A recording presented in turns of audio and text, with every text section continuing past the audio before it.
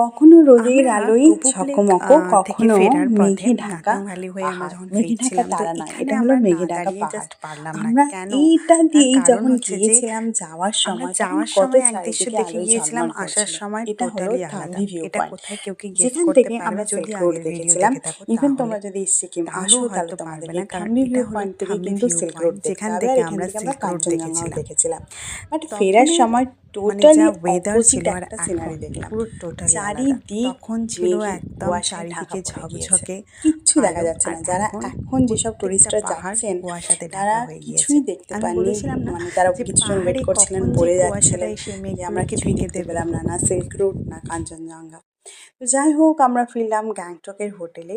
আর বাইরে বৃষ্টি পড়ছিল, তখন বৃষ্টি শুরু হয়ে গিয়েছিল। তো আমাদের কিছু কেনাকাটা করার ছিল গ্যাংটকের মাল রোড থেকে।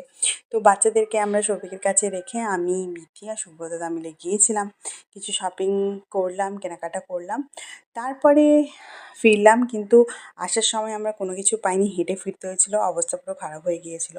নেক্সট দিন মর্নিংয়ে আমরা বেরিয়ে পড়লাম টাটা বাই বাই করে হিলকে। আবার নেক্সট কোনো গন্তব্যে যাওয়া হবে। কবে যাওয়া হবে তার এখন আপাতত কোনো ঠিক নেই। তো যাই হোক, বেশ ভালোই কাটলো আমাদের এই ট্যুরটা। আনন্দ, মজা, গল্প, খাওয়া দাওয়া, সুন্দর, সবথেকে সুন্দর চারিদিকের সৌন্দর্য, প্রাকৃতিক সৌন্দর্য সব কিছু মিলিয়ে আমরা এক জায়গায় লাঞ্চ করে নিলাম। আর লাঞ্চ করে এবার আমাদের ট্রেন ছিল বিকেলের দিকে। তো আমরা নিউ জলপাইগুড়ি স্টেশনের দিকে আবার রওনা দিলাম। তো তোমরা দেখতে থাকো আর্থাস ওয়ার্ল্ড। আর যদি না সাবস্ক্রাইব করে থাকো আমাদের চ্যানেল, অবশ্যই সাবস্ক্রাইব করো। আমরা নতুন নতুন ভিডিও নিয়ে আসবো তোমাদের সবার জন্য।